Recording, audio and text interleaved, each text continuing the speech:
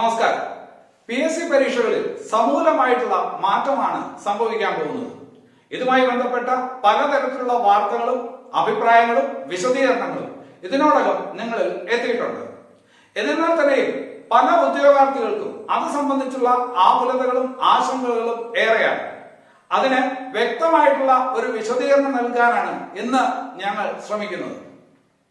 മത്സര പരീക്ഷകൾക്ക് വിജയിക്കുന്നതിനും മത്സര പരീക്ഷകളിൽ റാങ്ക് ലിസ്റ്റിൽ ഇടം നേടുന്നതിനും PSCയുടെ പരീക്ഷാ സമ്പ്രദായത്തെ കുറിച്ചുള്ള അറിവ് വളരെയധികം ആത്മവിശ്വാസം നൽകും. ആ നിലയ്ക്ക് ഈ പറയുന്ന കാര്യങ്ങൾ വളരെ ശ്രദ്ധയോടെ കാണുക, ശ്രദ്ധയോടെ കേൾക്കുക. ഞാൻ അജിത് സുമേരു, ഏവർക്കും ആസ്ഥ അക്കാഡമിയുടെ യൂട്യൂബ് ചാനലിലേക്ക് സ്വാഗതം.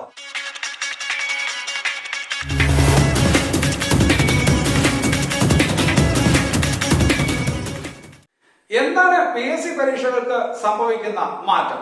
നമുക്കറിയാം, ഓരോ തസ്തികയിലേക്കും അപേക്ഷിക്കുന്നതിന് നിശ്ചിത യോഗ്യത ആവശ്യമാണ്. അത് പലതരത്തിലാണ്. 7ാം ക്ലാസ് യോഗ്യത ആവശ്യപ്പെടുന്ന തസ്തിക, 10ാം ക്ലാസ് യോഗ്യത ആവശ്യപ്പെടുന്ന തസ്തിക, +2 യോഗ്യത ആവശ്യപ്പെടുന്ന തസ്തിക, ഡിഗ്രി യോഗ്യത ആവശ്യപ്പെടുന്ന തസ്തിക. ഇത് പൊതുവിൽ അങ്ങനെയാണ്. അതിനു പുറമെയാണ് TTC ആവശ്യപ്പെടുന്ന തസ്തിക. അധ്യാപക തസ്തികൾക്ക് TTC വേണം, B.Ed വേണം, പിന്നെ അത് കഴിഞ്ഞിട്ട് സെറ്റ് വേണം. അതുപോലുള്ള തസ്തികകൾ വേറെയുണ്ട്. സാങ്കേതിക പരിജ്ഞാനവും മറ്റ് അക്കാഡമിക യോഗ്യതകളും ഒക്കെ ആവശ്യപ്പെടുന്ന തസ്തികകൾ വേറെയുണ്ട്. പൊതുവായിട്ട് 7ാം ക്ലാസ്, 10ാം ക്ലാസ്, +2, ഡിഗ്രി യോഗ്യത ആവശ്യപ്പെടുന്ന തസ്തികകളിലേക്കാണ് ധാരാളം പരീക്ഷകൾ നടക്കാറുള്ളത്. അപ്പം അങ്ങനെയുള്ള പരീക്ഷകൾക്കായിട്ട് തസ്തികകളിലേക്ക് ഒരു പൊതു പരീക്ഷ നടത്താനായിട്ട് PSC ആലോചിക്കുന്നു. അത് ആദ്യഘട്ടം എന്നുള്ള നിലയിൽ ഡിസംബർ മുതൽ നടത്തി തുടങ്ങുന്നു. ഇതാണ് മാറ്റം. അപ്പൊ അതില് ആദ്യഘട്ടം എങ്ങനെയാണ്? ആദ്യഘട്ടത്തിൽ 7ാം ക്ലാസ് മുതൽ 10ാം ക്ലാസ് വരെ യോഗ്യത ആവശ്യപ്പെടുന്ന തസ്തികകൾക്കെല്ലാമായി ഒരു പൊതുപരീക്ഷ നടത്തുന്നു. 7ാം ക്ലാസ് മുതൽ 10ാം ക്ലാസ് വരെയുള്ള യോഗ്യത ആവശ്യപ്പെടുന്ന തസ്തികകൾക്കെല്ലാം കൂടി ഒരു പൊതു പരീക്ഷ നടത്തുന്നു. ആ പരീക്ഷയിൽ പാസ്സാകുന്നവരെ മാത്രം പിന്നീട് അങ്ങനെയുള്ള തസ്തികകളിലേക്കുള്ള പരീക്ഷകൾക്കായിട്ട് ക്ഷണിക്കുന്നു. ഇതാണ് ഒരു മാറ്റം. അതുപോലെ സമാനമായ രീതിയിൽ +2 യോഗ്യത ആവശ്യപ്പെടുന്ന തസ്തികകൾക്കല്ല, അത് കൂടുതലും യൂണിഫോം ഫോഴ്സുകളിലോട്ടാണ്. ഉദാഹരണത്തിന് civil excise officer, excise guard, forest guard, ഇതുപോലുള്ള പരീക്ഷകൾക്കായിട്ട് +2 യോഗ്യത ആവശ്യപ്പെടുന്ന തസ്തികകൾക്കായെല്ലാം ഒരു പൊതുപരീക്ഷ നടത്തും. അതുപോലെ ഡിഗ്രി യോഗ്യത ആവശ്യപ്പെടുന്ന തസ്തികകൾക്കായെല്ലാം ഒരു പരീക്ഷ നടത്തും. Secretariat assistant, KS, junior employment officer, university assistant, KSFE assistant grade, company board corporation assistant grade, അതുപോലുള്ള തസ്തികകൾക്കെല്ലാം കൂടി ഒരു പൊതു പ്രവേശന പരീക്ഷ നടത്തും. ഇപ്പൊ ഇതില് വ്യക്തമായിട്ട് PSC കാര്യം പറഞ്ഞിട്ടുള്ളത് ആദ്യത്തെ കാര്യത്തിലാണ്. അതായത് 7 മുതൽ 10ാം ക്ലാസ് വരെ യോഗ്യത ആവശ്യപ്പെടുന്ന തസ്തികകളിലേക്കുള്ള ഒരു പൊതു പ്രവേശന പരീക്ഷയുടെ കാര്യം PSC തീരുമാനിച്ചു കഴിഞ്ഞു. ആ പരീക്ഷ ഡിസംബറിൽ നടത്തുമെന്ന് പ്രഖ്യാപിച്ചു കഴിഞ്ഞു. ആ ഡിസംബറിൽ പരീക്ഷ നടത്തും. അതിന്റെ സിലബസും എന്ത് ചെയ്തു? PSC ഈ പറഞ്ഞ് പ്രസിദ്ധപ്പെടുത്തി കഴിഞ്ഞു. അപ്പൊ ആ കാര്യം ഉറപ്പായി. ഇനി +2ന്റെയും ഡിഗ്രിയുടെയും കാര്യം PSC പറഞ്ഞിട്ടുണ്ട്. പക്ഷെ അത് എപ്പോഴാണെന്ന് വ്യക്തമാക്കിയിട്ടില്ലാത്ത സ്ഥിതിക്ക് നമ്മൾ ഇന്ന് അതിനെക്കുറിച്ച് ചർച്ച ചെയ്യുന്നില്ല. അപ്പൊ ആദ്യം 7 മുതൽ 10ാം ക്ലാസ് വരെ യോഗ്യത ആവശ്യമായിട്ടുള്ള തസ്തികകളിലേക്കുള്ള പൊതു പരീക്ഷയുടെ കാര്യത്തിലോട്ട് നമുക്ക് കടക്കാം. നോക്ക്, ഏതൊക്കെയായിരിക്കും ഈ തസ്തികകൾ? ശരിക്കും 7 മുതൽ 10ാം ക്ലാസ് വരെ യോഗ്യത ആവശ്യപ്പെടുന്ന ഏകദേശം 180ഓളം തസ്തികകളുണ്ട്. എങ്കിലും ഇപ്പോ പ്രധാനമായിട്ടും PSC പറയുന്നത് ഏതിന്റെയൊക്കെ കാര്യത്തിലാണ്? ഒന്ന്, ലാസ്റ്റ് ഗ്രേഡ് പരീക്ഷ, വേരിയസ്. പിന്നെ സെക്രട്ടേറിയറ്റ് അറ്റൻഡന്റ്, ലാസ്റ്റ് ഗ്രേഡ് പരീക്ഷ തന്നെയാണ്, സ്റ്റേറ്റ് ലെവലിലുള്ള മറ്റൊരു ലാസ്റ്റ് ഗ്രേഡ് പരീക്ഷ. പിന്നെ അതുപോലെ കമ്പനി കോർപ്പറേഷൻ ലാസ്റ്റ് ഗ്രേഡ് പരീക്ഷ. പിന്നെ LD ക്ലർക്ക് പരീക്ഷ. നിങ്ങൾ ഇതിനോടകം അപേക്ഷ അയച്ചിട്ടുണ്ട്. നാളെ സംഭവിക്കാൻ പോകുന്ന ബിവറേജസ് LD ക്ലർക്ക് പരീക്ഷ. സമാനമായിട്ടുള്ള തസ്തികകൾക്കെല്ലാം വേണ്ട യോഗ്യത 7 മുതൽ 10ാം ക്ലാസ് വരെയുള്ള യോഗ്യതയാണ്. ആ യോഗ്യത ആവശ്യപ്പെടുന്ന പരീക്ഷകൾക്കായിട്ട് ആദ്യം ഒരു പരീക്ഷ നടത്തും. ആ പരീക്ഷ വിജയിക്കുന്നവരെ മാത്രമേ പിന്നീട് പരീക്ഷ എഴുതാനായിട്ട് അനുവദിക്കുകയുള്ളൂ. ഇതാണ് ആദ്യത്തെ കാര്യം. എന്തിനാണ് PSC ഇങ്ങനെ ഒരു തീരുമാനത്തിലോട്ട് എത്തിയത്? 2 കാര്യങ്ങളാണ് PSC അതിന്റെ കാര്യത്തിനായിട്ട് പറയുന്നത്. ഒന്ന്, പരീക്ഷാ നടത്തിപ്പുമായി ബന്ധപ്പെട്ട ഭയങ്കരമായിട്ടുള്ള സാമ്പത്തിക ബാധ്യതയിൽ ഒരു കുറവുണ്ടാക്കുക. രണ്ടാമത്തത്, കുറച്ചുകൂടി കാര്യശേഷിയും കാര്യപ്രാപ്തിയുമുള്ളവരെ സർക്കാർ സർവീസിലേക്ക് റിക്രൂട്ട് ചെയ്യുന്നതിന് കാരണമാകും എന്നുള്ളതാണ് PSC കണ്ടെത്തുന്ന രണ്ട് കാര്യങ്ങൾ. അതിൽ രണ്ടാമത്തെ കാര്യം ഞാൻ മുഖവിലേക്ക് എടുക്കുന്നില്ല. അതിൽ ആദ്യത്തെ കാര്യം തന്നെയാണ് പ്രധാനം. ഭീമമായിട്ടുള്ള സാമ്പത്തിക ബാധ്യതയിൽ നിന്നും PSCക്ക് രക്ഷപ്പെടുന്നതിന് ഇങ്ങനെ പരീക്ഷ നടത്തുന്നത് വളരെ ആശ്വാസകരമായിരിക്കും. സംഗതി ശരിയാണ്. ഇപ്പൊ നിങ്ങൾ 10ാം ക്ലാസ് യോഗ്യതയുള്ള ഒരാളാണെന്ന് സങ്കല്പിക്കുക. നിങ്ങൾക്ക് ഡിഗ്രി ഇല്ല, 10ാം ക്ലാസ് യോഗ്യതയുള്ള ഒരാളാണെന്ന് സങ്കല്പിക്കുക. നിങ്ങൾ ലാസ്റ്റ് ഗ്രേഡ് പരീക്ഷയ്ക്ക് അപേക്ഷിക്കും, നിങ്ങൾ LD ക്ലർക്ക് പരീക്ഷയ്ക്ക് അപേക്ഷിക്കും, നിങ്ങൾ സെക്രട്ടേറിയറ്റ് അറ്റൻഡന്റ് LGS പരീക്ഷയ്ക്ക് അപേക്ഷിക്കും, ബെവറേജിലെ LD ക്ലർക്ക് പരീക്ഷയ്ക്ക് അപേക്ഷിക്കും. ഈ പരീക്ഷയ്ക്കെല്ലാം അപേക്ഷിക്കുന്ന നിങ്ങൾ ഒരാളാണ്. നിങ്ങൾ ഒരാൾ അപേക്ഷിക്കുന്നു, പക്ഷേ നിങ്ങൾ 4ഓ 5ഓ അപേക്ഷ അയച്ചു അല്ലെ? അപ്പൊ നിങ്ങൾ ഈ പരീക്ഷ എഴുതാൻ ചെല്ലുമ്പോ PSC 4ഓ 5ഓ തവണ നിങ്ങൾക്ക് വേണ്ടിയിട്ട് ക്ലാസ് റൂമുകൾ തയ്യാറാക്കണം, പരീക്ഷാ സംവിധാനങ്ങൾ തയ്യാറാക്കണം, ക്വസ്റ്റ്യൻ പേപ്പർ തയ്യാറാക്കണം, മറ്റു ഫെസിലിറ്റികൾ തയ്യാറാക്കണം. അപ്പൊ അതിന് PSCക്ക് ഭയങ്കരമായിട്ടുള്ള സാമ്പത്തിക ബാധ്യത ഉണ്ടാവും. അതിന് പകരമായിട്ട് നിങ്ങളെ എല്ലാവരെയും കൂടി നിങ്ങൾ ഇങ്ങനെ നോക്കിക്കഴിയുമ്പോൾ ഓരോരോ പരീക്ഷയായിട്ട് നോക്കിക്കഴിയുമ്പോൾ ഏതാണ്ട് 70-75 ലക്ഷത്തോളം പേർക്ക് വേണ്ടി PSC പരീക്ഷ നടത്തണം. പക്ഷെ നിങ്ങൾ യഥാർത്ഥത്തിൽ ഈ പറഞ്ഞ കാറ്റഗറിക്കാർ എല്ലാവരും കൂടി ഒരു 10ഓ 20ഓ 25ഓ ലക്ഷമേ ഉള്ളൂ. 75 ലക്ഷം പേർക്ക് പരീക്ഷ എഴുതുന്നത് ഒഴിവാക്കി 25 ലക്ഷം പേർക്ക് പരീക്ഷ നടത്തി അതില് ഈ പറഞ്ഞ ഏറ്റവും അനുകൂലമായിട്ടുള്ള ഗുണകരമായിട്ടുള്ള 10,000-ഓളം പേരെ അല്ലെങ്കിൽ 10,000-ഓളം പേരെ ഉൾക്കൊള്ളിച്ചുകൊണ്ടുള്ള ഈ പറഞ്ഞ ലിസ്റ്റുകൾ തയ്യാറാക്കുക, വിവിധ തസ്തികൾക്ക് വേണ്ടി തയ്യാറാക്കുക, പിന്നീട് മറ്റൊരു പരീക്ഷ നടത്തുക. അപ്പൊ സ്വാഭാവികമായിട്ടും ഈ പറഞ്ഞ ഭയങ്കരമായിട്ടുള്ള സാമ്പത്തിക പ്രതിസന്ധിയിൽ നിന്നും അല്ലെങ്കിൽ സാമ്പത്തിക ബാധ്യതയിൽ നിന്നും PSCക്ക് രക്ഷപ്പെടാനായിട്ട് കഴിയും. അതാണ് PSC അതുകൊണ്ട് ഉദ്ദേശിച്ച ഒരു കാര്യം. രണ്ടാമത്തെ കാര്യം, ഇതുകൊണ്ട് എന്താണ് ഒരു ഉദ്യോഗാർത്ഥിക്കുള്ള ബെനിഫിറ്റ്? ഒരു ഉദ്യോഗാർത്ഥിക്കുള്ള ബെനിഫിറ്റ് ഇത് മാത്രമാണ്. എന്താണ്? ഒരുപാട് പരീക്ഷകൾക്ക് വേണ്ടിയിട്ട് ഒന്നിച്ച് തയ്യാറെടുക്കാം. ഒരുപാട് പരീക്ഷകൾക്ക് വേണ്ടിയിട്ട് ഒന്നിച്ച് തയ്യാറെടുക്കാം. ഏതാണ്ട് 180ഓളം തസ്തികകൾ ശരിക്കും പറഞ്ഞാല് 10ാം ക്ലാസ് യോഗ്യത വരെയുള്ള പരീക്ഷകൾക്ക് ആയിട്ടുണ്ട്. അപ്പൊ ഈ 180ഓളം തസ്തികൾക്ക് വേണ്ടിയിട്ട് നിങ്ങൾക്ക് ഒന്നിച്ച് തയ്യാറെടുക്കാൻ പറ്റും. ഒന്നിച്ച് തയ്യാറെടുത്ത് ഒന്നിച്ച് പഠിച്ച് ഒരു പരീക്ഷ എഴുതിയാൽ മതിയാവും. ആ പരീക്ഷ എഴുതുന്നതിലൂടെ ഇത്രയും പരീക്ഷകൾ എഴുതുന്നതിനുള്ള യോഗ്യത നിങ്ങൾക്ക് നേടിയെടുക്കാൻ പറ്റും. ലക്ഷക്കണക്കിന് ആൾക്കാരെ മറികടന്നുകൊണ്ട് എളുപ്പത്തിൽ മറ്റു മെയിൻ പരീക്ഷകളിലോട്ട് പോകാനായിട്ട് സാധിക്കും. അപ്പൊ ഒരു തരത്തിൽ പറഞ്ഞു കഴിഞ്ഞാൽ ഒരു തവണ മാത്രം ഈ പറഞ്ഞ ഈ പരീക്ഷകൾക്ക് വേണ്ടിയുള്ള ആത്മാർത്ഥമായിട്ടുള്ള ഒരു ശ്രമം അല്ലെങ്കിൽ ഈ പറഞ്ഞ ഒരു പരിശീലനം നിങ്ങൾ നേടിയാൽ മതി. അല്ലെങ്കിൽ ഓരോ ഘട്ടത്തിലും നിങ്ങൾ ഓരോരോ പരീക്ഷ എഴുതാൻ പോകുന്നതോറും നിങ്ങൾക്ക് കൂടുതൽ കാലം പരീക്ഷയ്ക്ക് വേണ്ടി തയ്യാറെടുക്കേണ്ടി വരും. ഇത് വളരെ ഈ പറഞ്ഞ എളുപ്പത്തിൽ ഒരുപാട് പരീക്ഷകൾക്ക് വേണ്ടിയിട്ടുള്ള ഒരു തയ്യാറെടുപ്പ് നിങ്ങൾക്ക് നടത്താൻ കഴിയും. അതിനുള്ള ഒരു അവസരം പ്രദാനം ചെയ്യുന്നു എന്നുള്ളതാണ് ഒരു ഉദ്യോഗാർത്ഥിയുടെ ഈ പറഞ്ഞ പോയിന്റ് ഓഫ് വ്യൂവിൽ നിന്ന് നോക്കുമ്പോൾ ഇതുകൊണ്ടുള്ള ഏറ്റവും വലിയ അഡ്വാൻറ്റേജ്. വേറൊരു കാര്യം, അത് നൽകുന്ന ആത്മവിശ്വാസമാണ്.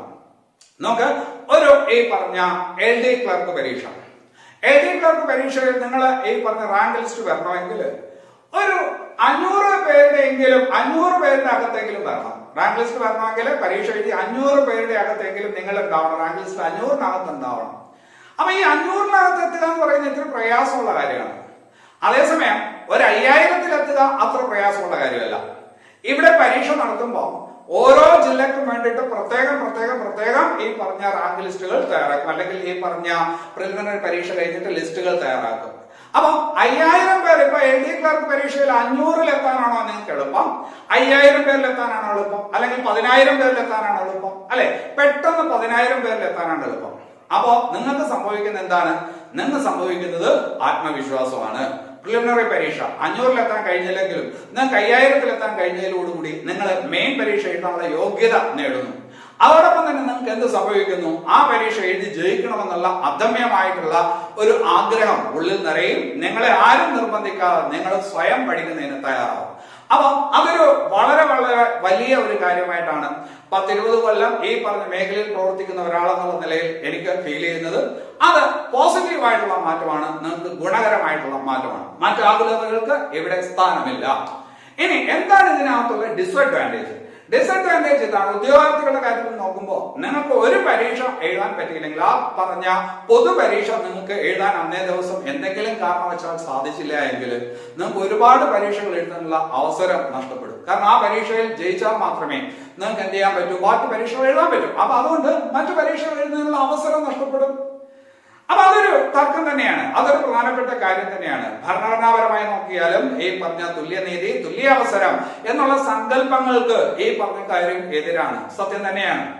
പക്ഷെ ഒരു എംപ്ലോയറെ സംബന്ധിച്ചിടത്തോളം ഒരു എംപ്ലോയിക്ക് എന്തെല്ലാം യോഗ്യതകൾ ഉണ്ടായിരിക്കണം, ഏതെല്ലാം രീതിയിൽ പരീക്ഷ നടത്തണം എന്നതിനുള്ള അവകാശവും ഉണ്ടെന്നുള്ള കാര്യം നമ്മൾ വിസ്മരിക്കാൻ പാടില്ല. അപ്പൊ പി എസ് സിയെ സംബന്ധിച്ചിടത്തോളം റിക്രൂട്ട്മെന്റിനുള്ള ഏജൻസി എന്നുള്ള നിലയിൽ അവരൊരു മാർഗനിർദ്ദേശം മുമ്പോട്ട് വെക്കുന്നു. അതിനനുസരിച്ച് മാറുക, അതിനനുസരിച്ച് പ്രവർത്തിക്കുക എന്നുള്ളത് മാത്രമാണ് ഒരു എംപ്ലോയി ആയി തീരാൻ ആഗ്രഹിക്കുന്ന നമ്മളെപ്പോലുള്ള ഒരാൾക്ക് സംബന്ധിച്ചിടത്തോളം സാധ്യമായ കാര്യമായിട്ടുള്ളൂ. അതുകൊണ്ട് നെഗറ്റീവായി ചിന്തിക്കാതെ പോസിറ്റീവായി തന്നെ സമീപിക്കുന്നതായിരിക്കും നല്ലത്.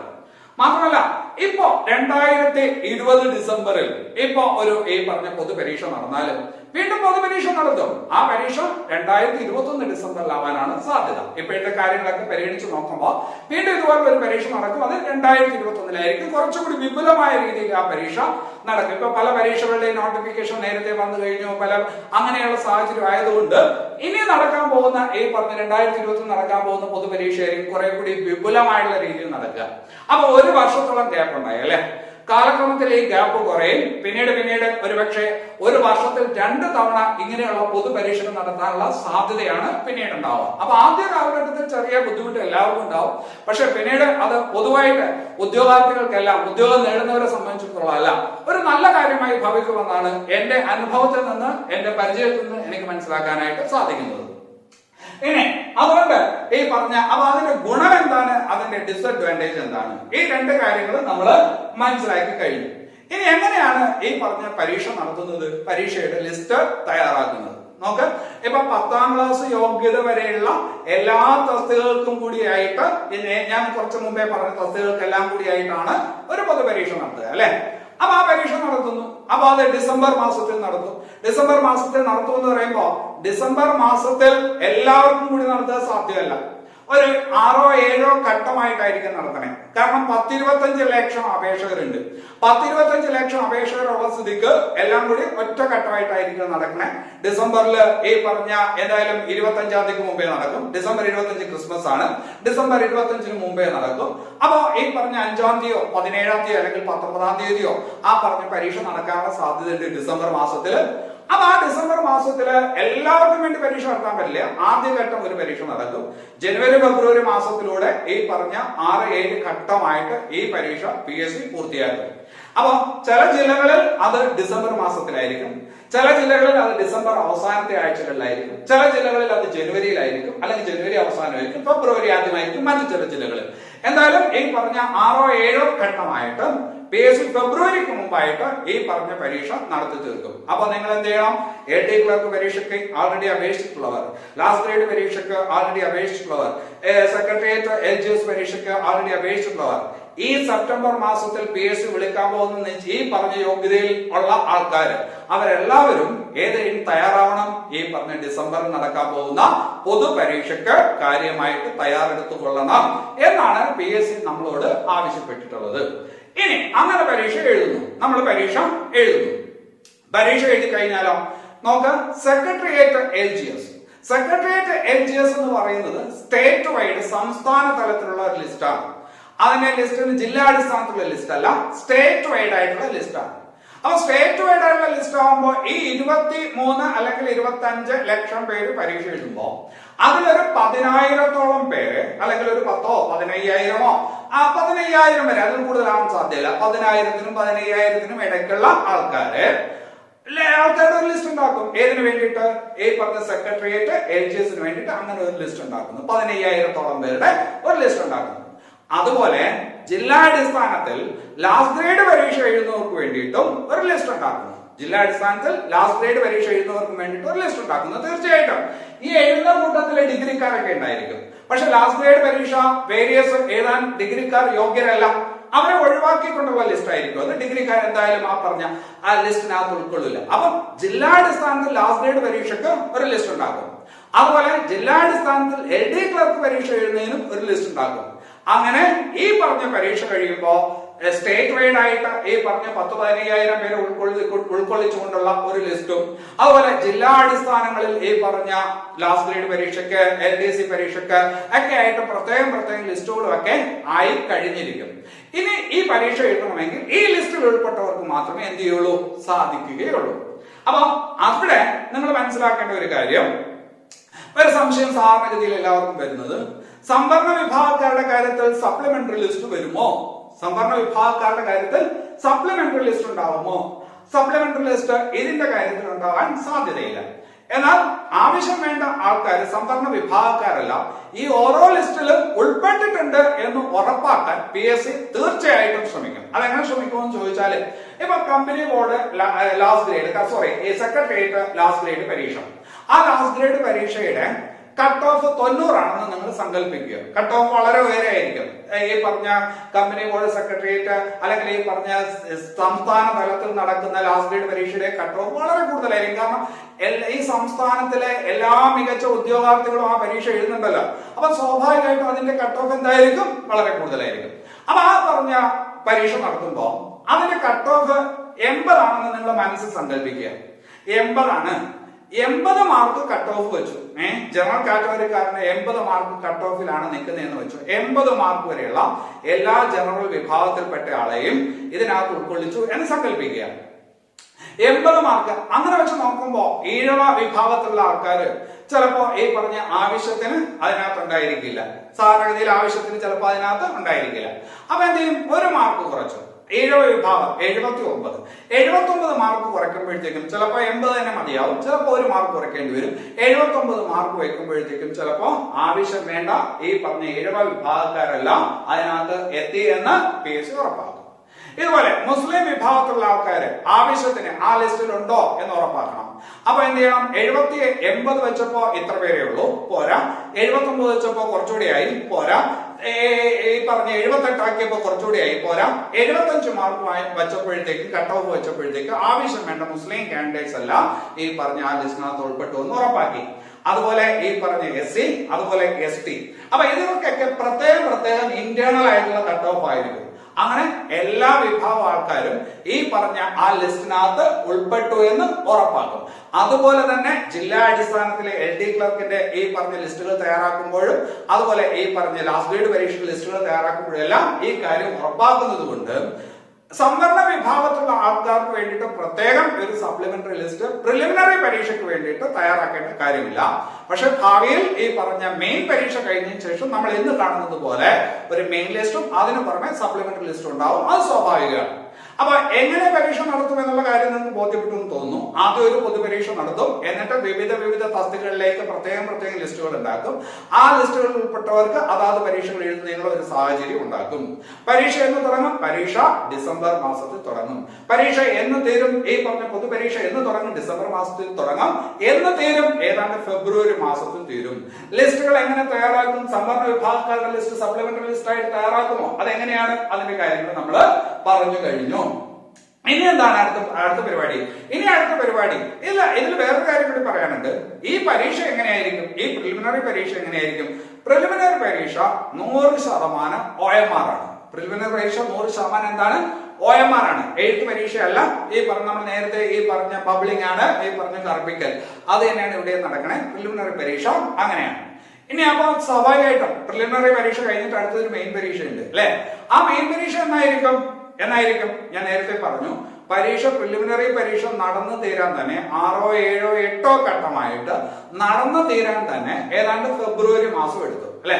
ഫെബ്രുവരി മാസം എടുത്തു കഴിഞ്ഞാല് പിന്നീട് വളരെ പ്രധാനപ്പെട്ട ഒരു ജോലിയാണ് ലിസ്റ്റ് തരംതിരിക്കൽ. കുറച്ച് കൂടുതൽ സമയം സ്വാഭാവികമായിട്ടും അതിന് വേണ്ടി വരും. മാർച്ച്, ഏപ്രിൽ, ഒരു മെയ് അവസാനത്തോടുകൂടിയോ ജൂൺ അവസാനത്തോടുകൂടിയോ പ്രിലിമിനറി പരീക്ഷയുടെ ഈ പറഞ്ഞ റിസൾട്ട് വന്നു കഴിയും. അത് വന്നു കഴിഞ്ഞാൽ ഒരു ഓഗസ്റ്റ് മാസത്തിൽ തന്നെ ഈ പറഞ്ഞ PSCക്ക് വളരെ കുറച്ചു പേരെ ഇനി ലിസ്റ്റിലുള്ളൂ. അതുകൊണ്ട് ഓഗസ്റ്റ് മാസത്തിൽ തന്നെ PSCക്ക് എന്ത് ചെയ്യാൻ പറ്റും? ഒറ്റ അടിക്ക് തന്നെ, ഒറ്റ ഘട്ടമായിട്ട് തന്നെ ഈ പറഞ്ഞ LD ക്ലർക്ക് പരീക്ഷയോ ലാസ്റ്റ് ഗ്രേഡ് പരീക്ഷയോ ഒക്കെ നടത്തി തീർക്കാൻ പറ്റും. കാരണം അപേക്ഷകര് മൊത്തത്തിൽ ഈ പറഞ്ഞ 1.5 ലക്ഷമായിട്ട് ചുരുങ്ങിയിട്ടുണ്ടാവും.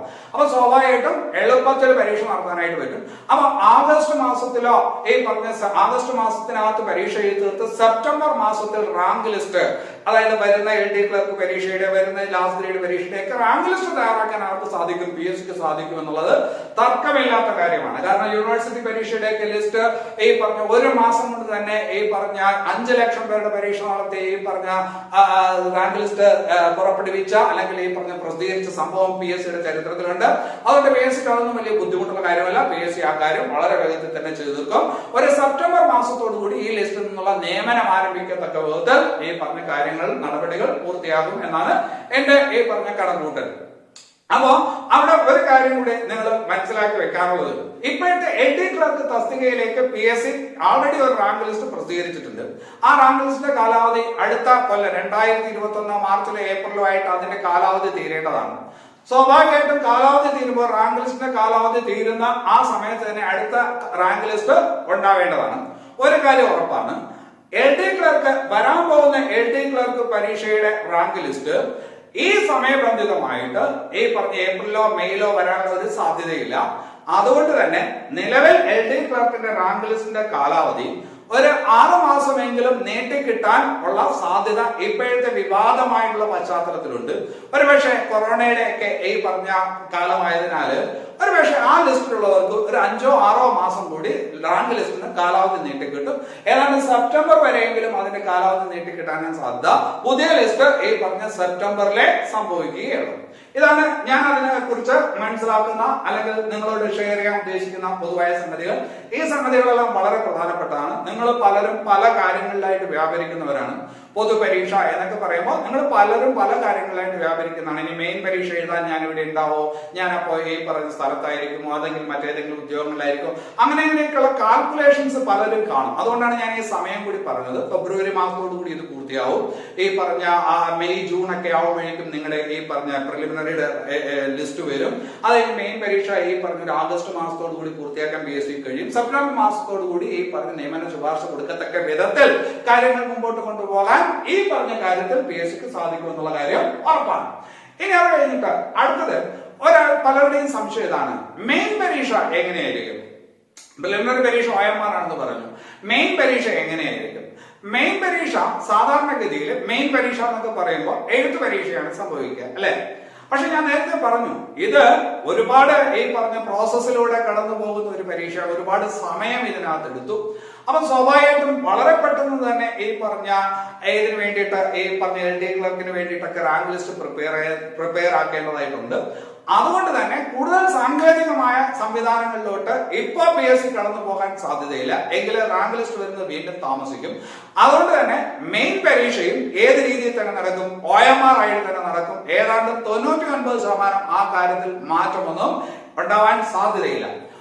ഓരോ ജില്ലയിലും എത്ര പേരുടെ വീതം പ്രിലിമിനറി ലിസ്റ്റ് ആയിരിക്കും സംഭവിക്കുക, അത് ഓരോ ജില്ലകളിലും വ്യത്യസ്തമായിരിക്കും. ഇപ്പൊ തിരുവനന്തപുരം ജില്ലയിൽ LD ക്ലർക്കിന്റെ ഒരു പ്രിലിമിനറി ലിസ്റ്റ് തയ്യാറാക്കിയാൽ, ഈ പരീക്ഷ എഴുതുന്ന ഒരു പ്രിലിമിനറി ലിസ്റ്റ് തയ്യാറാക്കിയാൽ LD ക്ലർക്ക് സാധാരണഗതിയിൽ 2000 പേരുടെ 1500-2000 പേരുടെ ഒരു റാങ്ക് ലിസ്റ്റ് ഇടുന്ന പതിവാണ് എവിടെയുള്ളത്? തിരുവനന്തപുരം ജില്ലയിലുള്ളത്. അപ്പൊ സ്വാഭാവികമായിട്ടും LD ക്ലർക്കിന്റെ പ്രിലിമിനറി ലിസ്റ്റ് തിരുവനന്തപുരം തയ്യാറാക്കുമ്പോൾ ഏകദേശം ഒരു 10,000-ഓളം പേരെ തിരുവനന്തപുരം ജില്ലയ്ക്ക് വേണ്ടിയിട്ട് ഈ പറഞ്ഞ ഉൾക്കൊള്ളിക്കാനായിട്ട് പറ്റും. അതുപോലെ മലപ്പുറം ജില്ലയിലും ഒരുപാട് പേര് പരീക്ഷ എഴുതുന്നതാണ്. ഒരുപാട് ഈ പറഞ്ഞ തൊഴിൽ സാധ്യത, ഒഴിവുകൾ ഉണ്ടാവാനുള്ള സാധ്യത കൂടുതലുള്ള ഒരു ജില്ലയാണ്. സ്വാഭാവികമായിട്ടും അവിടെയും ഒരു 10,000-15,000-ഓളം പേരെ ഈ പറഞ്ഞ പ്രിലിമിനറി പരീക്ഷയ്ക്ക് വേണ്ടിയിട്ട് ഇപ്പൊ കഴിഞ്ഞ LDSC പരീക്ഷയുടെ മെയിൻ പരീക്ഷയ്ക്ക് വേണ്ടിയിട്ടുള്ള ലിസ്റ്റിൽ വേണ്ടിയിട്ട് ഉൾക്കൊള്ളിക്കാൻ അവിടെ സംഭവിക്കാൻ സാധ്യത 10,000 പേരുടെ ലിസ്റ്റ് തയ്യാറാക്കാനാണ്. ഇനി അത് കഴിഞ്ഞിട്ട് വയനാട്ടിലെ കാര്യമോ? വയനാട്ടില് പൊതുവെ നിയമനം വളരെ കുറവാണ്. അതുപോലെ ഈ പറഞ്ഞ പത്തനംതിട്ട നിയമനം വളരെ കുറവാണ്. കാസർഗോഡ്, അതുപോലെ ഇടുക്കി പോലുള്ള ഈ പറഞ്ഞ ജില്ലകളുണ്ട്, നിയമനം വളരെ കുറവുള്ള ജില്ലകളുണ്ട്. ആ ജില്ലകളിലൊന്നും ഒരുപാട് പേരെ മെയിൻ ലിസ്റ്റിൽ ഉൾക്കൊള്ളിക്കേണ്ട കാര്യമില്ല. അതുകൊണ്ട് പ്രിലിമിനറി പരീക്ഷ കഴിഞ്ഞ ഈ പറഞ്ഞ ജില്ലകളിൽ ചിലപ്പോ ഇതുപോലെ 10,000 പേരെ ഉൾക്കൊള്ളിക്കണമെന്നില്ല. ഒരു പക്ഷേ ഈ പറഞ്ഞ 5,000 ആവാം, അത് 6,000 ആവാം, 7,000 ആവാം. മെയിൻ ലിസ്റ്റില് LD ക്ലർക്ക് പരീക്ഷയുടെ മെയിൻ ലിസ്റ്റില് 500-ൽ കൂടുതൽ ആൾക്കാരെ ഈ പറഞ്ഞ ജില്ലകളിൽ ഇനി ഉൾപ്പെടുത്താനുള്ള സാധ്യത കാണുന്നില്ല. പല കാരണങ്ങൾ കൊണ്ടും. ഇപ്പൊ ഒരുപാട് ഒരുപാട് ഈ പറഞ്ഞ ലിസ്റ്റിൽ ഒരുപാട് പേരെ ഉൾക്കൊള്ളിക്കുന്നു. അതിലെ ഈ പറഞ്ഞ 10%, 15% നിയമനം കിട്ടുന്നു, ബാക്കിയുള്ളവർക്ക് നിയമനം കിട്ടാത്ത ഒരു സാഹചര്യം വരുന്നു. ഇതെല്ലാം ഒരു പ്രതിഷേധമായി മാറുന്ന സാഹചര്യത്തിൽ ഈ പറഞ്ഞ ലിസ്റ്റിൽ ഉൾക്കൊള്ളുന്നവരുടെ മെയിൻ ലിസ്റ്റിൽ ഉൾക്കൊള്ളുന്നവരുടെ എണ്ണത്തിൽ വളരെ വലിയ കുറവ് വരുത്താൻ ഭാവിയിൽ PSC തീരുമാനിക്കുന്ന കാര്യം സംശയമൊന്നുമില്ല. അതുകൊണ്ട് ഈ പറഞ്ഞ ഇങ്ങനെയുള്ള ജില്ലകളിൽ കാസർഗോഡ്, വയനാട്, പിന്നെ അത് കഴിഞ്ഞ് പത്തനംതിട്ട, അതുപോലെ ഇടുക്കി പോലുള്ള ഈ പറഞ്ഞ ജില്ലകളിൽ പ്രിലിമിനറി പരീക്ഷ കഴിഞ്ഞിട്ടുള്ള ലിസ്റ്റ്, അതായത് മെയിൻ പരീക്ഷയ്ക്ക് വേണ്ടി തയ്യാറെടുക്കാൻ പറ്റുന്നവരുടെ ലിസ്റ്റ്, ആ ലിസ്റ്റ് എന്ന് പറയുന്നത് ഒരു 5000-6000 കൂടുതൽ പ്രതീക്ഷിക്കണ്ട. പക്ഷെ തിരുവനന്തപുരം പോലുള്ള ജില്ലകളിൽ, മലപ്പുറം പോലുള്ള ജില്ലകളിൽ, എറണാകുളം പോലുള്ള ജില്ലകളിൽ, കോഴിക്കോട് പോലുള്ള ജില്ലകളിലൊക്കെ ലിസ്റ്റിൽ കുറച്ച് കൂടുതൽ പേരെ പ്രിലിമിനറി പരീക്ഷ കഴിഞ്ഞ് ഉൾക്കൊള്ളിക്കാം. അതൊരു 10,000-10,000 വരെ ആകാം എന്നുള്ളതാണ്. ഇനി കട്ട് ഓഫ് മാർക്കിനെ കുറിച്ചൊക്കെ വളരെ വിശദമായിട്ട് നമുക്ക് പിന്നീട് സംസാരിക്കാം. എങ്കിലും ഒരു കാര്യം പറയാം, കട്ട് ഓഫ് മാർക്കിന്റെ കാര്യം പറയുമ്പോൾ സെക്രട്ടേറിയറ്റ് LGSന്റെ കട്ട് ഓഫ് ഏതാണ്ട് ഈ പറഞ്ഞ 90 മാർക്കായിരിക്കണം. 90 മാർക്ക് നിങ്ങൾ ഞെട്ടേണ്ട കാര്യമില്ല. കാരണം ഇതിന്റെ സിലബസ്, ഇതിനു വേണ്ടിയിട്ട് PSC ഒരു സിലബസ് വന്നിട്ടുണ്ട്. സിലബസിനെ കുറിച്ച് നമുക്ക് സംസാരിക്കാം. ആ സിലബസ് വളരെ ലളിതമായിട്ടുള്ള സിലബസ് ആണ്. നിങ്ങൾ ഇപ്പോ ഒന്നും തയ്യാറാത്ത ഒരാളായിട്ടുള്ള നിങ്ങൾ ഇപ്പോ പോയി പരീക്ഷ എഴുതിയാൽ പോലും നിങ്ങൾക്ക് അതിനകത്ത് 60-65 മാർക്ക് ഉത്തരങ്ങൾ ശരിയാക്കാനായിട്ട് പറ്റും. അത് വളരെ ലളിതമായിട്ടുള്ള ഒരു സിലബസ് ആണ് PSC തന്നിട്ടുള്ളത്. അത് വളരെ ആ ലളിതമായ സിലബസിന് പിന്നിൽ ഒരു കാരണമുണ്ട്. ആ കാര്യം ഞാൻ പിന്നീട് പറയാം. അപ്പൊ ലളിതമായിട്ടുള്ള ഒരു സിലബസ് ആണ് തരുന്നത്. അപ്പൊ നിങ്ങൾക്ക് ഇപ്പോ പോയി പരീക്ഷ എഴുതിയാൽ ഒരു 60-65 മാർക്ക് കിട്ടും. പക്ഷെ ഈ പറഞ്ഞ ലിസ്റ്റിൽ 10,000 പേരെ ഉൾക്കൊള്ളിക്കോളൂ. കേരളത്തിലെ എല്ലാ മെഡിക്കലും ഈ പറഞ്ഞ ലിസ്റ്റിനകത്ത് ഉൾക്കൊള്ളാനുള്ള സാധ്യതയുണ്ട്. അപ്പൊ സ്വാഭാവികമായിട്ടും ആ പറഞ്ഞതിന്റെ കട്ട് ഓഫ് വളരെ കൂടുതലായിരിക്കും, 90 ആയിരിക്കും. അതേസമയം ഇവിടെയാണെങ്കിലോ LD ക്ലർക്കിലാണെങ്കിലോ തിരുവനന്തപുരം ജില്ലയിലെ LD ക്ലർക്ക് പരീക്ഷയ്ക്ക് ഈ പറഞ്ഞ ലിസ്റ്റ് തയ്യാറാക്കുമ്പോൾ തിരുവനന്തപുരം ജില്ലയിലെ അപേക്ഷകരെ മാത്രമേ അതിനകത്ത് ഉൾക്കൊള്ളിക്കാനായിട്ട് പറ്റുള്ളൂ. അപ്പൊ തിരുവനന്തപുരം ജില്ലയിലെ മെഡിക്കൽ മാത്രമേ ആ പറഞ്ഞ ലിസ്റ്റിനകത്ത് വരുള്ളൂ, അല്ലെ? അപ്പൊ അങ്ങനെ വരുമ്പോ സ്വാഭാവികമായിട്ടും ലാസ്റ്റ് ഗ്രേഡ് ഈ പറഞ്ഞ സെക്രട്ടേറിയറ്റ് ലാസ്റ്റ് ഗ്രേഡിന്റെ കട്ട് ഓഫിനേക്കാൾ വളരെ കുറവായിരിക്കും ഈ പറഞ്ഞ എവിടുത്തെ ഈ പറഞ്ഞ കട്ട് ഓഫ് തിരുവനന്തപുരം LD ക്ലർക്കിന്റെ കട്ട് ഓഫ്. LD ക്ലർക്ക് പരീക്ഷയുടെ പ്രിലിമിനറിക്ക് വേണ്ടിയുള്ള കട്ട് ഓഫ് വളരെ കുറവായിരിക്കും. അതൊരു പക്ഷേ ഈ പറഞ്ഞ മറ്റൊരു 90 ആണെങ്കിൽ 70-75 ആവാം. അത് ഞാനൊരു ഉദാഹരണം പറഞ്ഞാണ്. കാൽക്കുലേഷൻ വേറെയാണ്. അത് ഈ കാൽക്കുലേഷന്റെ സാമ്പിൾ മാത്രമേ എടുക്കാവൂ, ഈ നമ്പർ എടുക്കരുത്. അത് 90 ആണെങ്കിൽ ഇതൊരു 70 ആകാനേ സാധ്യതയുള്ളൂ. 70 മാർക്ക് എന്ന് പറഞ്ഞാൽ 70 ഉണ്ടെങ്കിൽ പാസ്സാവുമെന്ന് ഞാൻ പറഞ്ഞതിന് അർത്ഥമില്ല. പിന്നീട് ഒരു അവസരത്തിൽ ഈ കട്ട് ഓഫിനെ കുറിച്ച് നമുക്ക് വിശദമായിട്ട് സംസാരിക്കാം. അപ്പൊ 70 ആകാനേ സാധ്യതയുള്ളൂ. അതേസമയം അവിടുത്തെ LGS പരീക്ഷയുടെ, അവിടുത്തെ തിരുവനന്തപുരം ജില്ലയിലെ LGS പരീക്ഷയുടെ ഇത് 70 ആണെങ്കിൽ അതിന്റെ സാധ്യത ഈ പറഞ്ഞ 55-60 ആകാനേ തിരുവനന്തപുരം ജില്ലയിൽ സാധ്യതയുള്ളൂ. അപ്പൊ ഇതാണ് അതിന്റെ വേരിയേഷൻ. മറ്റത് 90, പിന്നെ അത് കഴിഞ്ഞിട്ട് മൊത്തത്തിൽ വരുമ്പോഴത്തേക്കും 90 എന്ന് വന്നു. അതേസമയം ജില്ലാടിസ്ഥാനത്തിലോട്ട് വന്നപ്പോഴത്തേക്കും അത് 75-70 ആയിട്ട് മാറി. അത് ഈ പറഞ്ഞ ലാസ്റ്റ് ഗ്രേഡിലോട്ട് വരുമ്പോഴത്തേക്കും അതിന്റെ ഈ പറഞ്ഞ ലാസ്റ്റ് ഗ്രേഡ് വേരിയസിലോട്ട് വരുമ്പോഴത്തേക്കും അത് ഈ പറഞ്ഞ 55-60 ആയിട്ട് മാറും എന്ന് കൂടി നിങ്ങൾ മനസ്സിലാക്കി വെക്കുക. ഇനി നമുക്ക് ഇതിനു വേണ്ടിയിട്ട് ഈ പറഞ്ഞ പരീക്ഷയ്ക്കായിട്ട് PSC ഈ പറഞ്ഞ ഒരു സിലബസ് തന്നിട്ടുണ്ട്. PSC വളരെ ലളിതമായിട്ടുള്ള ഒരു സിലബസ് ആണ് തന്നിട്ടുള്ളത്. സിലബസ് വരുമ്പോൾ നിങ്ങളൊന്ന് പ്രധാനമായിട്ട് ആലോചിക്കേണ്ടത്, പ്രധാനമായിട്ട് മനസ്സിലാക്കേണ്ടത്, അതിനകത്ത് ഇംഗ്ലീഷ് ഇല്ല. ഈ പറഞ്ഞ സിലബസിൽ ഏതില്ല? ജനറൽ ഇംഗ്ലീഷ് ഇല്ല. സാറിന് LD ക്ലർക്ക് പരീക്ഷയ്ക്കൊക്കെ 20 മാർക്ക് ഈ പറഞ്ഞ സാറിനുള്ളതാണ്, അല്ലെ? ഇപ്പൊ ഇവിടെ പ്രിലിമിനറിക്ക് തന്നിരിക്കുന്ന സിലബസിൽ 10ാം ക്ലാസ് യോഗ്യത ആവശ്യപ്പെട്ട ഈ പൊതുപരീക്ഷയുടെ സിലബസിൽ ഏതില്ല? ഇംഗ്ലീഷ് ഇല്ല. ശ്രദ്ധിക്കേണ്ട മറ്റൊരു വസ്തുത, അതിനകത്ത് മലയാളമില്ല. എന്തുണ്ട് എന്നുള്ളത് പിന്നീടുള്ള കാര്യമാണ്. ആദ്യം എന്തില്ല ആദ്യം മനസ്സിലാക്കുക. ഇംഗ്ലീഷ് ഇല്ല, പിന്നെ അത് കഴിഞ്ഞിട്ട് മലയാള വ്യാകരണമില്ല. പിന്നെ കണക്കുണ്ട്, പക്ഷെ ഈ പറഞ്ഞ വലിയ കുരുക്കുള്ള കണക്കുകളൊന്നും അതിനകത്തില്ല. അതായത് മാത്സ് ഉണ്ട്, മാത്സിലെ ഈ പറഞ്ഞ അങ്ങ് മണ്ടയ്ക്കുള്ള മാത്സ് ഒന്നും ഇല്ല. വളരെ ലഘുവായുള്ള ഗണിതങ്ങളാണ്. ഉദാഹരണത്തിന് ഭിന്നസംഖ്യകൾ കൂട്ടുക, കുറയ്ക്കുക, ഗുണിക്കുക, ദശാംശ സംഖ്യകൾ കൂട്ടുക, കുറയ്ക്കുക, ഗുണിക്കുക, അടിസ്ഥാനപരമായിട്ടുള്ള ഈ പറഞ്ഞ ക്രിയകൾ, ഇതൊക്കെയാണ് സാറിന് ഇത് ചോദിച്ചിരിക്കുന്നത്. ലാഭവും നഷ്ടവും, ശതമാനം ഈ പറഞ്ഞ് കണ്ടെത്താൻ ലാഭവും നഷ്ടവും, പിന്നെ അത് കഴിഞ്ഞ് സമയവും ദൂരവും, ഇതുപോലുള്ള വളരെ ലളിതമായിട്ടുള്ള ടോപ്പിക്കുകളാണ് ഗണിത ഭാഗത്ത് തന്നിട്ടുള്ളത്. ലഘുഗണിതം എന്നാണ് പറയണേ, അല്ലാതെ ഈ പറഞ്ഞ മാത്തമാറ്റിക്സ് ഒന്നല്ല. ബേസിക് മാത്തമാറ്റിക്സ്, ഒരു സാധാരണക്കാരൻ ഈ പറഞ്ഞ് അറിഞ്ഞിരിക്കേണ്ട മാത്തമാറ്റിക്സ്. ആ മാത്തമാറ്റിക്സ് എന്ന് പറയുമ്പോൾ എന്താണ്? 7ാം ക്ലാസ് യോഗ്യതയുള്ള ഒരാൾക്കും ചെയ്യാൻ പറ്റുന്ന വിധത്തിലുള്ള മാത്സ്, ചെയ്യാൻ പറ്റുന്ന വിധത്തിലുള്ള മാനസിക ശേഷി പരിശോധന, അല്ലെങ്കിൽ മെന്റൽ എബിലിറ്റി ഭാഗത്തെ ചോദ്യങ്ങൾ. ആ ചോദ്യങ്ങളൊക്കെ അതിനെക്കുറിച്ച് നിങ്ങൾ ഇപ്പം ബേജാറാവേണ്ട കാര്യമില്ല, വളരെ ലളിതമായിരിക്കും. നിങ്ങൾ പരീക്ഷ കാലിൽ അതൊക്കെ ഈ പറഞ്ഞ് ഈസി ആയിട്ട് ചെയ്തു തീർക്കും.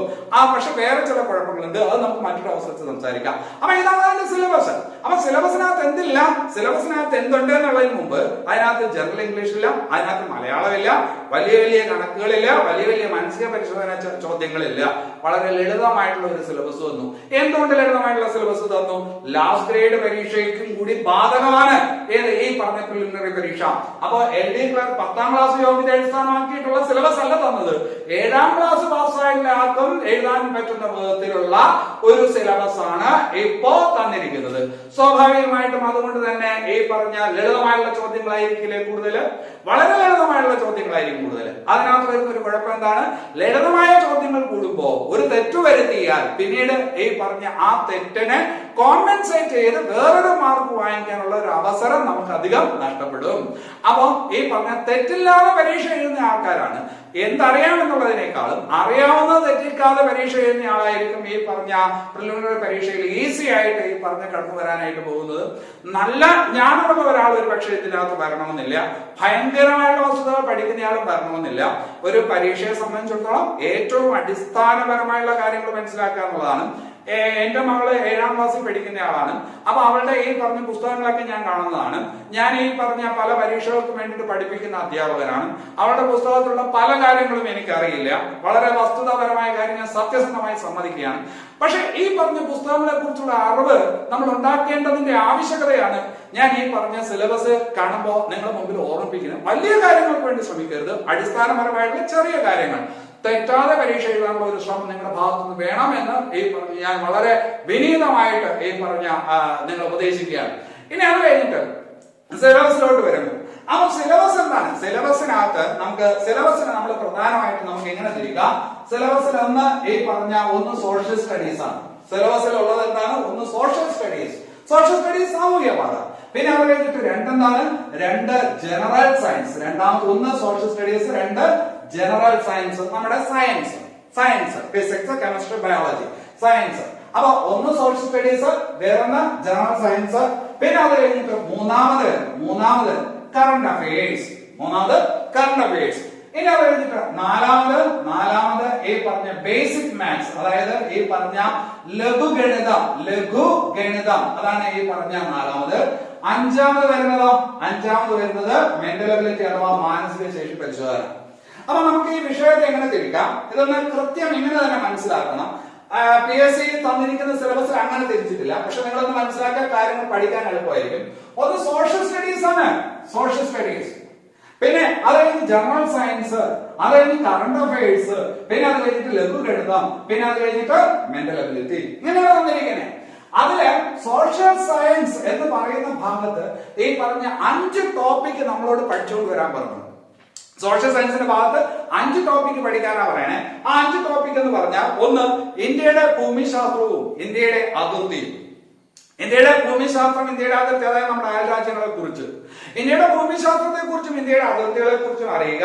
ഇന്ത്യയുടെ ഊർജ്ജ മേഖലയെ കുറിച്ചും വ്യവസായങ്ങളെ കുറിച്ചും അറിയുക. പിന്നെ ഗതാഗതവും വാർത്താവിനിമയവും നിങ്ങൾ പഠിക്കുക.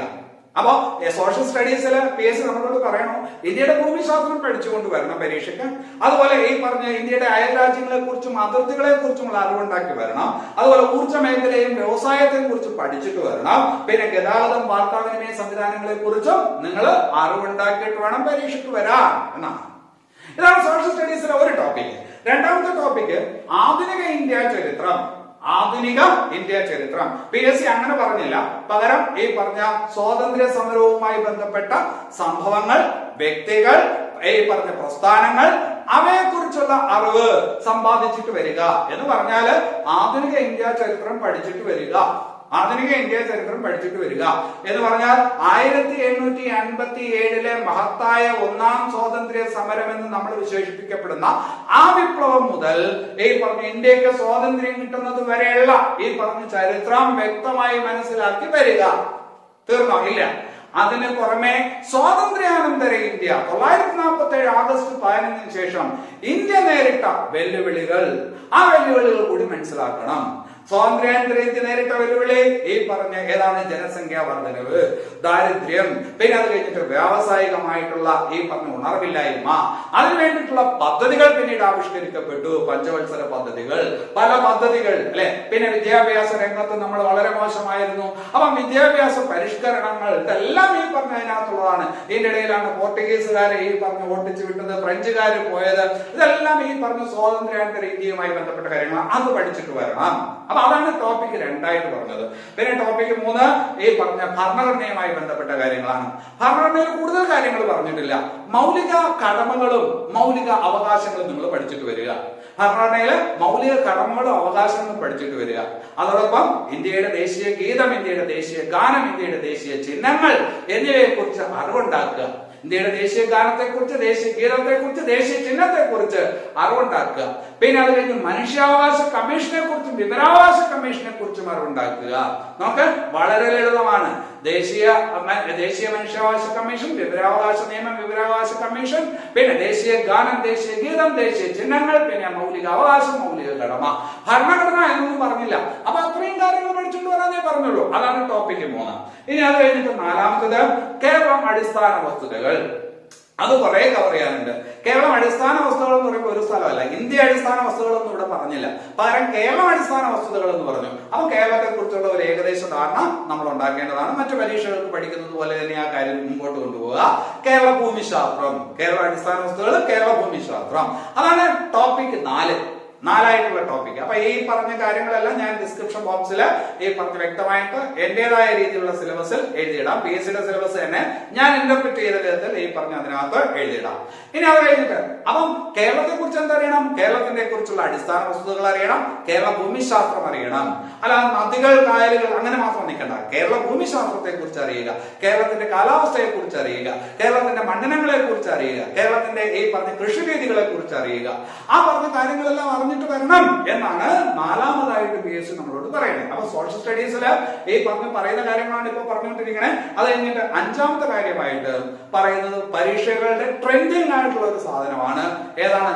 ഈ പറഞ്ഞ ഈ സ്വാതന്ത്ര്യ സമരവുമായി ബന്ധപ്പെട്ട് കേരളത്തിൽ നടന്ന സംഭവ വികാസങ്ങൾ, അല്ലെ പയ്യന്നൂരിലും മറ്റുമൊക്കെ സ്വാതന്ത്ര്യ സമരവുമായി ബന്ധപ്പെട്ട് കേരളത്തിൽ നടന്ന സംഭവങ്ങൾ, സ്വാതന്ത്ര്യ സമരവുമായി ബന്ധപ്പെട്ട് കേരളത്തിൽ നടന്ന ഏതാണ് മൂവ്മെന്റ്സ്, അല്ലെങ്കിൽ ഈ പറഞ്ഞ ഏതാണ് പ്രസ്ഥാനങ്ങൾ, പിന്നെ കേരളത്തിന്റെ സാമൂഹിക പുരോഗതിക്ക്, കേരളത്തിന്റെ സാംസ്കാരിക പുരോഗതിക്ക് ഒരുപാട് ഈ പറഞ്ഞ ഏതാണ് ഒരുപാട് കോൺട്രിബ്യൂട്ട് ചെയ്ത ഒരുപാട് സാമൂഹിക പരിഷ്കർത്താക്കൾ നമുക്കുണ്ട്.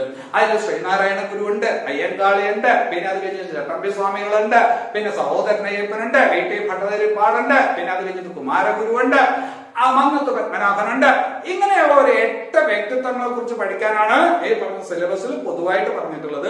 പക്ഷെ അങ്ങനെ നിങ്ങൾ ശ്രമിക്കരുത്. നിങ്ങൾ ഈ പറഞ്ഞ കേരളത്തെ നവോത്ഥാനവുമായി ബന്ധപ്പെട്ട സകല വസ്തുതകളും പഠിച്ചിട്ട് പോകണം. അത് ഈ പറഞ്ഞ ഒരു കുഴപ്പമില്ലാത്ത സംഗതിയാണ്. അത് പഠിച്ചിട്ടേ പോകാവൂ. അപ്പൊ ഇങ്ങനെ ഈ പറഞ്ഞ 5 ടോപ്പിക്കാണ് എവിടെ കൊടുത്തിരിക്കുന്നത്? സോഷ്യൽ സ്റ്റഡീസിൽ കൊടുത്തിരിക്കുന്നത് 5 ടോപ്പിക്ക്. അപ്പൊ ആ 5 ടോപ്പിക്കിൽ നിന്നായിട്ട് സോഷ്യൽ സ്റ്റഡീസിന്റെ ഭാഗത്ത് വരാൻ സാധ്യതയുള്ള മാർക്ക് ചോദ്യം 50 ചോദ്യങ്ങൾ ഉണ്ടാവും. 50 ചോദ്യങ്ങൾ ഉണ്ടാവും. ജനറൽ സയൻസിന്റെ ഭാഗത്ത് പറഞ്ഞിരിക്കുന്നത് ബയോളജി പഠിക്കുക. ആദ്യം ബയോളജി എന്ന് പറയുമ്പോൾ സ്വാഭാവികം ബയോളജി നമുക്ക് അറിയാവുന്ന സംഗതിയാണ്. ജീവശാസ്ത്രം എന്താണ്? മനുഷ്യ ശരീരത്തെ കുറിച്ചുള്ള അറിവ്. അപ്പൊ നമ്മുടെ അസ്ഥികളും പേശികളും നമ്മുടെ പല്ലും നമ്മുടെ ഈ പറഞ്ഞ കണ്ണും നമ്മുടെ മുഖവും പിന്നെ അത് കഴിഞ്ഞിട്ട് എല്ലാം വരും അതിനകത്ത്. മനുഷ്യ ശരീരത്തെ കുറിച്ചുള്ള അറിവ്, നമ്മുടെ രക്തം, നമ്മുടെ ഹൃദയം, നമ്മുടെ കരള്, നമ്മുടെ വൃക്ക, ഇതെല്ലാം അതിനകത്ത് വരും. മനുഷ്യ ശരീരത്തെ കുറിച്ച് അറിവുണ്ടാക്കുക. പിന്നെ ജീവകങ്ങളെ കുറിച്ച്, ജീവകങ്ങളുടെ അപര്യാപ്തത കൊണ്ടുണ്ടാകുന്ന രോഗങ്ങളെ കുറിച്ച്, അപ്പൊ വൈറ്റമിൻസ് ആൻഡ് ഡെഫിഷ്യൻസി ഡിസീസിനെ കുറിച്ച് നിങ്ങൾ പഠിക്കുക. അപ്പൊ ജീവകങ്ങളും അപര്യാപ്തത രോഗങ്ങളെ കുറിച്ച് നിങ്ങൾ പഠിക്കുക.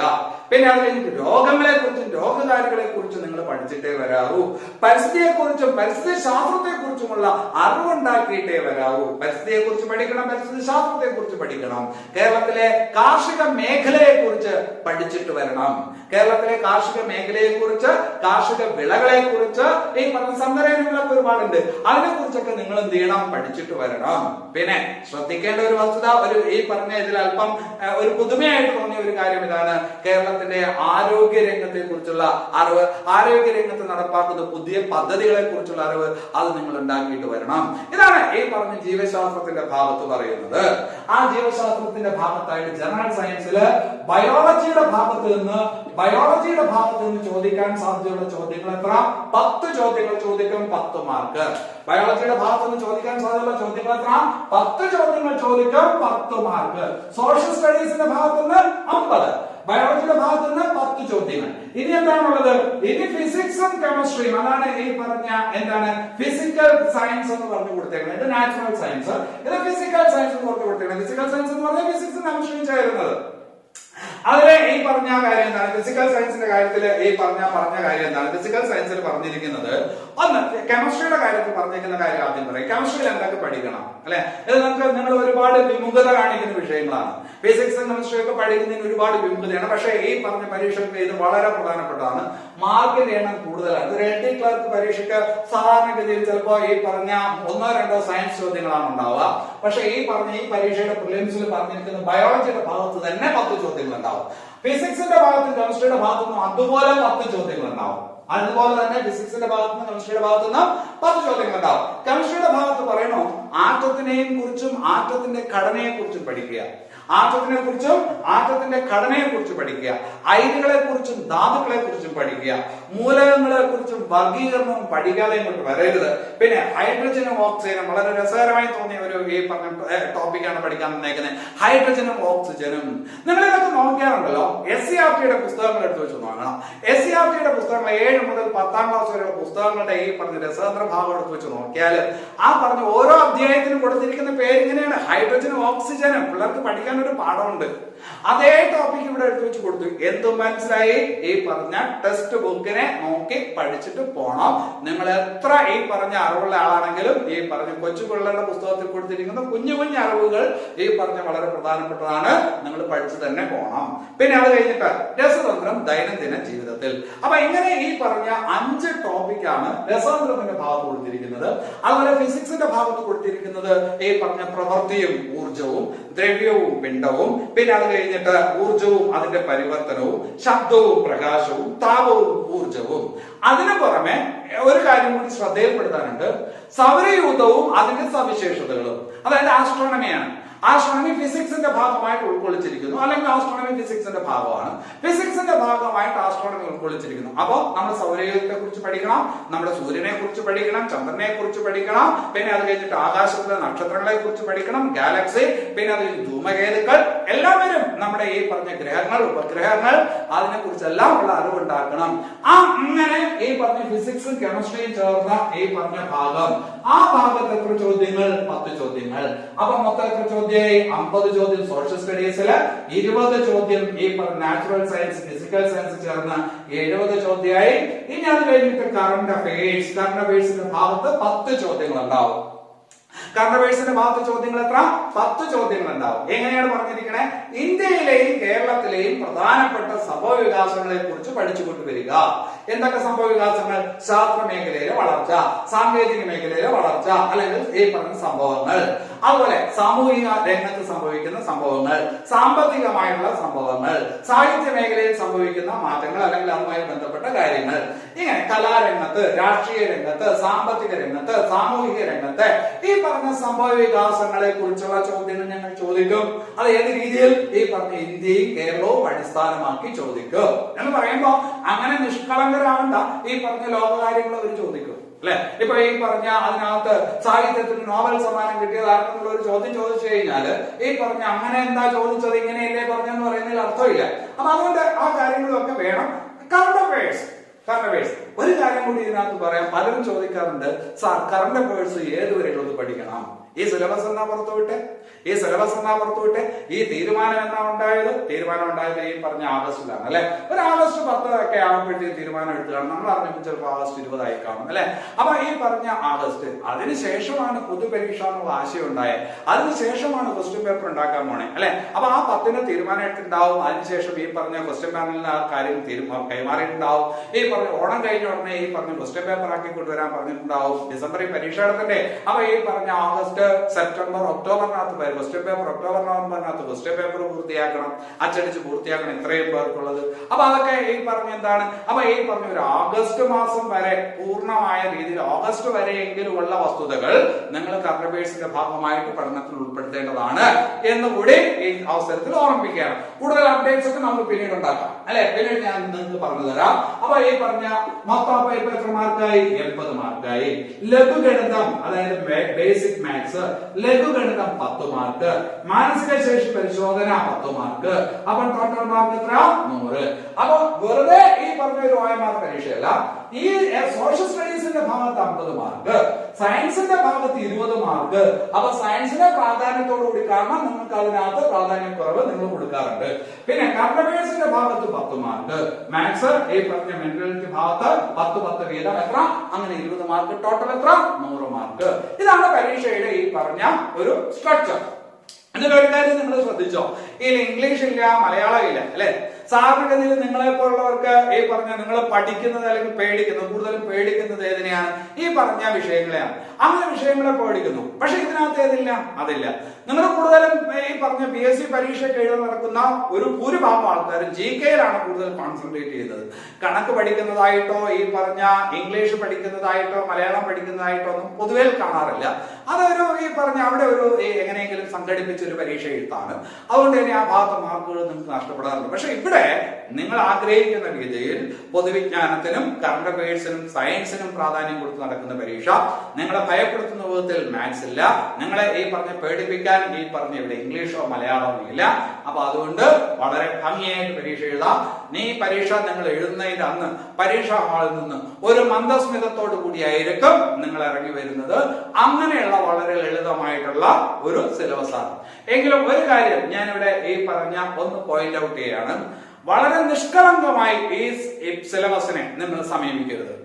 ഈ പറഞ്ഞിരിക്കുന്ന കാര്യങ്ങൾ മാത്രം പഠിച്ചുകൊണ്ട് പോയാൽ മതി എന്നൊരു കൺസെപ്റ്റ് നിങ്ങളുടെ ഭാഗത്തുനിന്ന് ഉണ്ടാകാൻ പാടില്ല.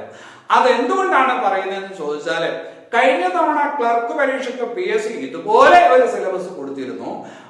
ഈ പറഞ്ഞ പത്തനംതിട്ടയിലും പാലക്കാടുമായിട്ട് നടന്ന പരീക്ഷകളിൽ ആ സിലബസിൽ പറഞ്ഞതൊന്നും ചോദിക്കാതെ പറയാത്തത് മാത്രം ചോദിച്ച ചരിത്രമുണ്ട്. പിള്ളേരെല്ലാം ബഹളത്തിലായിരുന്നു.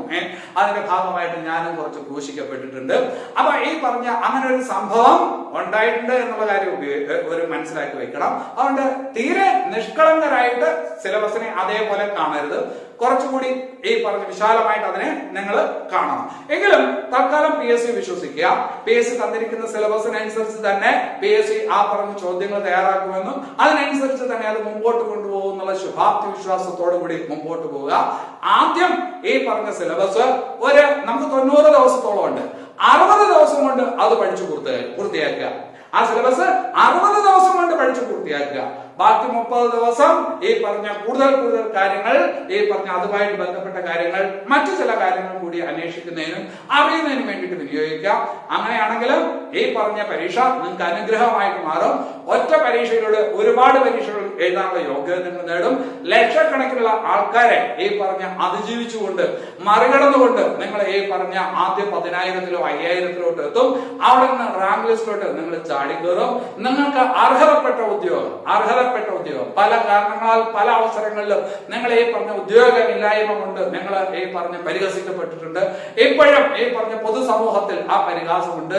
PSC പരീക്ഷയ്ക്ക് 28 വയസ്സായിട്ടും PSC പരീക്ഷയ്ക്ക് ശ്രമിച്ചുകൊണ്ടിരിക്കുന്ന ആൾക്കാരെ പരിഹസിക്കുന്ന ഈ പറഞ്ഞ ചില കാര്യങ്ങളൊക്കെ നിങ്ങൾ ഇതിനോടകം കേട്ടിട്ടുണ്ടാവും. അങ്ങനെയുള്ള ആൾക്കാർ നമ്മളെ പരിഹസിക്കാനും തളർത്താനും മാത്രമായിട്ട് ഈ പറഞ്ഞ സമൂഹത്തിലുള്ള ആൾക്കാർ വളരെ വേണ്ടപ്പെട്ടവർ ഉൾപ്പെടെയുള്ളവർ അതിനകത്തുണ്ടെന്നുള്ളത് ഈ പറഞ്ഞ ദൗർഭാഗ്യകരമായ കാര്യമാണ്.